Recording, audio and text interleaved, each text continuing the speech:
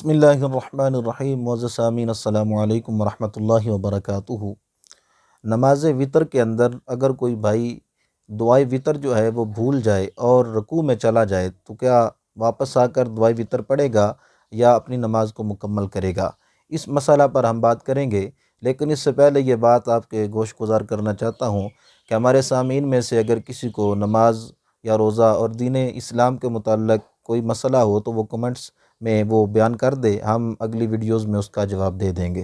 اور اب آتے ہیں مسئلہ کی طرف۔ اگر کسی بھائی کا نماز وطر کے اندر دعا پڑھنا اس سے بھول جائے تو اس کا حل یہ ہے، اگر رکوع میں چلا گیا ہے تو اپنی نماز کو مکمل کرے، واپس نہ آئے اور آخر میں سجدہ سہو کر لے، کیونکہ دعائے قنوت جو ہے نماز وطر کے اندر یہ پڑھنا واجب ہے، اور واجب کے ترک پر جو ہے وہ سجدہ سہو لازم آتا ہے، لہذا اپنی نماز کو مکمل کر کے آخر میں سجدہ سہو کر لے۔